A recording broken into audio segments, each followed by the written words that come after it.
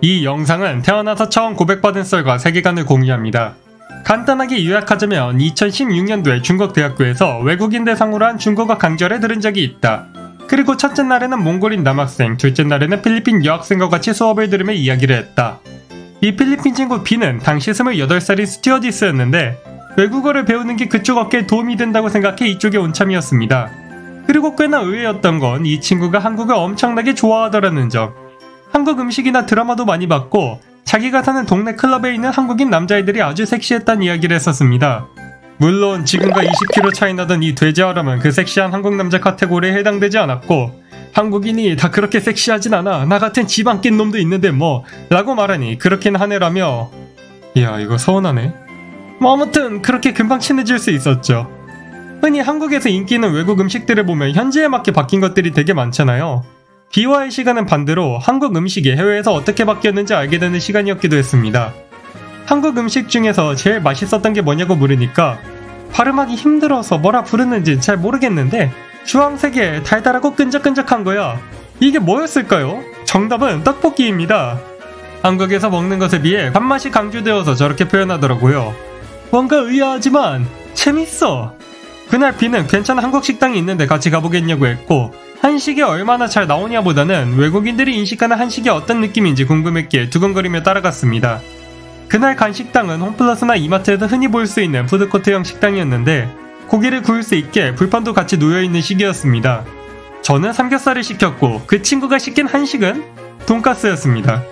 돈가스가 한식인가? 이거 일식 아닌가?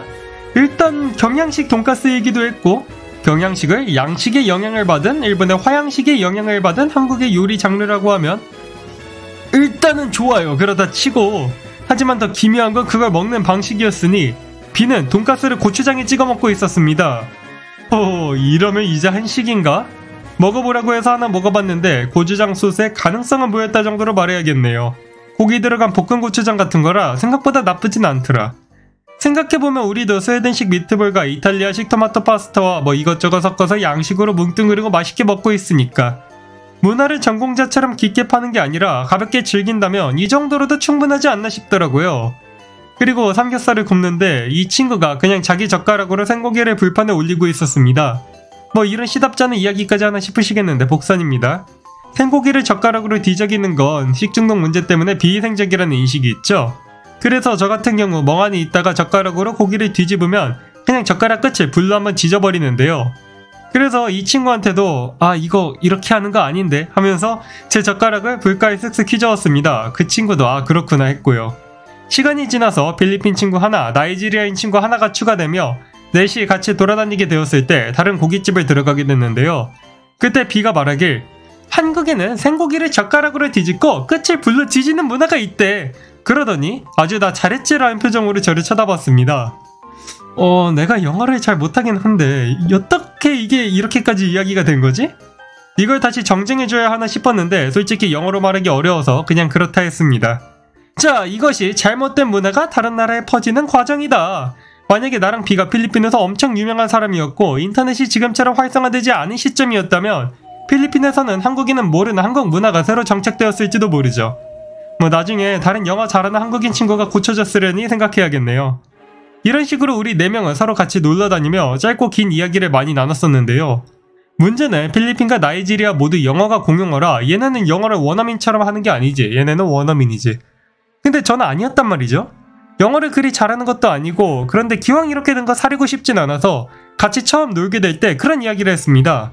한국은 영어를 쓰는 나라가 아니라 내가 영어를 잘 못한다. 근데 공부는 한다고 생각하고 싶어서 내가 아무 말이나 막 할 건데 혹시 무례하거나 이상한 말을 하더라도 불쾌하게 생각하지 말고 알려주면 배우겠다 라고 합니다. 그렇게 합의를 하고 좋아, 그럼 오늘 과제 끝나면 넷이 놀자 라고 하자마자 이상한 말을 합니다.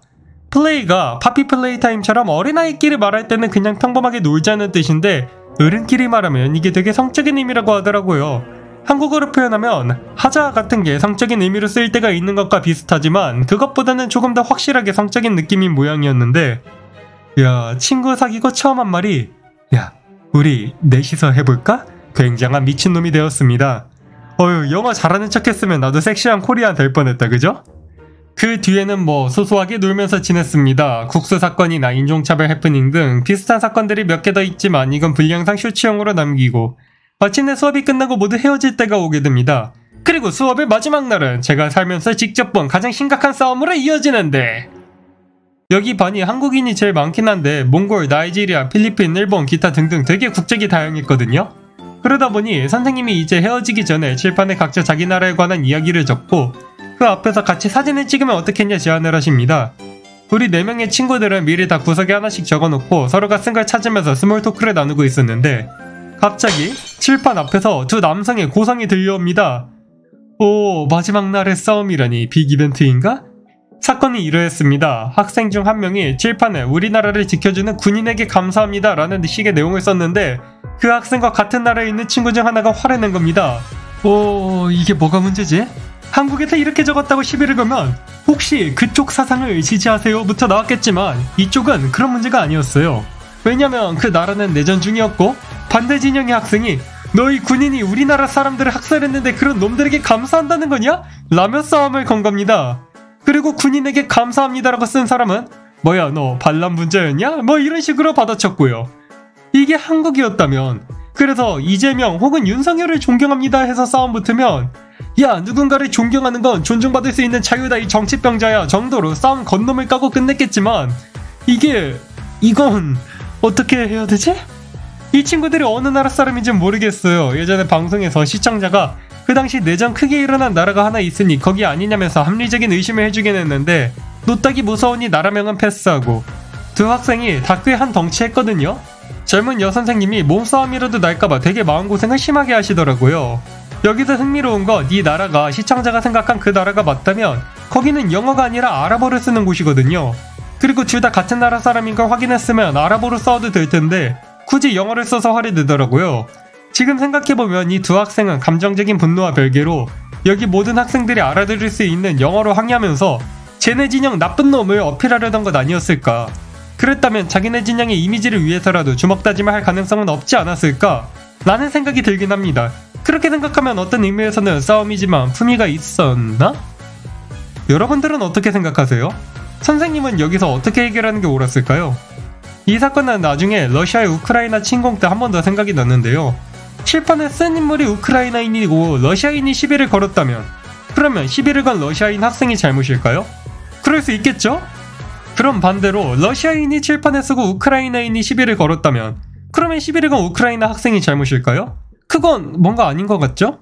그럼 학생을 대할 때 그 학생의 나라나 이념에 따라 차별 대우를 하는 것이 바람직한가?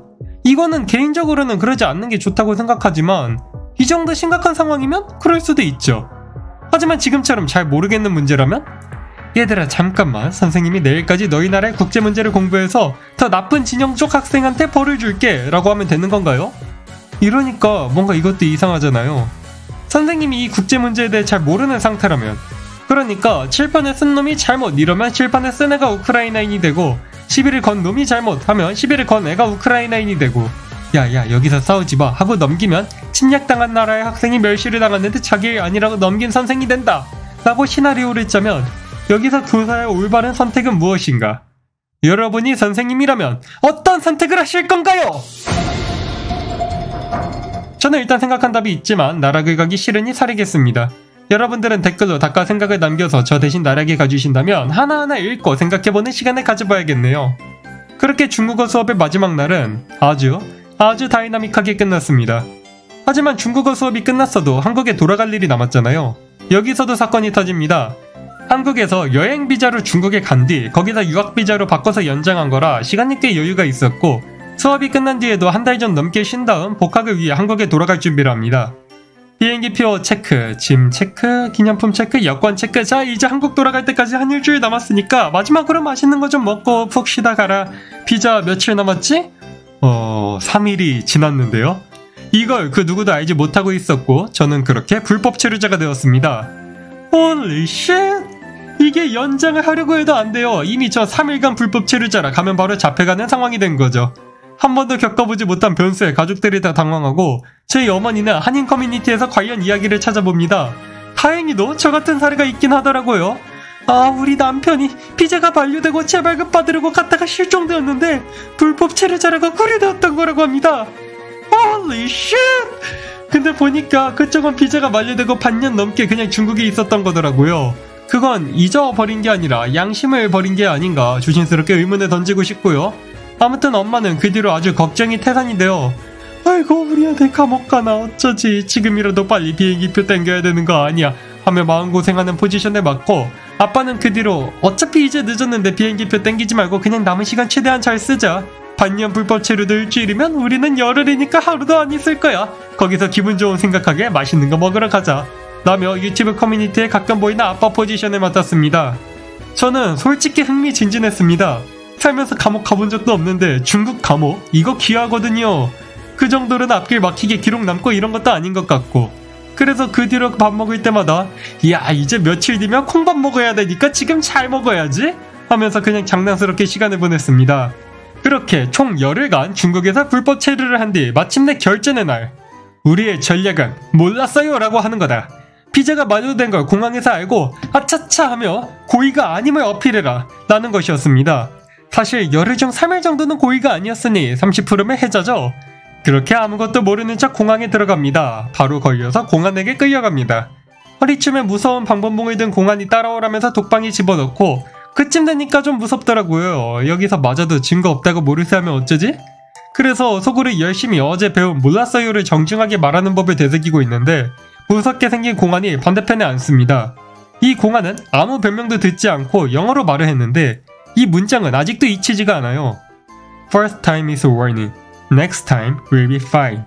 무슨 뜻이냐? 처음이니까 경고를 끊는다. 다음에 또 이러면 괜찮을 거다 라는 뜻이죠. 네, 개소리입니다. fine은 벌금을 부과한다는 뜻도 있죠. 근데 그때는 그걸 몰랐어요. 물론 문맥상 이게 괜찮다는 뜻이 아닌 건 당연히 알아. 근데 warning이라잖아. 경고를 끊는다니까. 안심이 되어서 그런가 fine을 괜찮다고 알아듣고 이게 너무 웃기더라고요.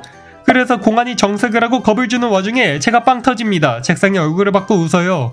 공안은 이 새끼가 미쳤나 라는 표정으로 다시 말합니다. First time is warning. Next time will be fine. 아니 근데 fine 때문에 웃은 건데 이걸 또 말하니까 못 참겠는 거야. 그런데 그 사람이 너무 무섭게 생겨서 참습니다. 그 공안은 얘가 뭘 잘못 먹었나 아니면 설마 내 영어 발음 가지고 조롱하는 건가 하는 표정으로 웃참하는 걸 지켜보다가 뭘 서명하라고 주는데 이게 대충 너 독방에 있는 동안 우리가 가혹행위를 하지 않았다는 서명이다 그러더라고요. 웃긴 이야기하고 못 웃게 하는 K군대식 가혹행위가 좀 있던 것 같긴 한데 일단 드립을 치기에는 분위기가 안 좋아서 열심히 웃참을 하면서 서명을 합니다. 그리고 비행기에서 영어 선생님인 어머니한테 처음은 경고고요. 경고받았으니까 마음껏 무비자로 다니래요. 파인이래요. 라고 남기고 한국으로 돌아가며 중국에서의 반년 정도의 이야기는 그렇게 마무리되었습니다. 제 채널은 영상을 끝까지 시청해주신 여러분들과 저를 위해 후원해주시는 이분들의 힘으로 운영되고 있습니다. 1편이 바른생활 청년이 이상한 사람을 만나 벌어지는 사건이었다면 2편은 제가 이상한 사람인 이야기가 된 것 같네요. 원래는 하데스 영상 만들고 천천히 하려 했는데 이 영상으로 멤버십이 한번 새로 추가되어서 먼저 만들어봤습니다. 감사합니다. 장편으로는 이제 만들만한 게 공익설 2편 그리고 보육원 실습 2편 방송하다 있었던 영고백 차임편 봄에 있을 마라톤 썰 정도 있긴 한데 그거는 역시 조회수 잘 나오면 한번 풀어보겠습니다. 영상이 마음에 드셨다면 구독과 좋아요를 응원해주시고 저는 더 좋은 영상으로 돌아오겠습니다. 그럼 안녕?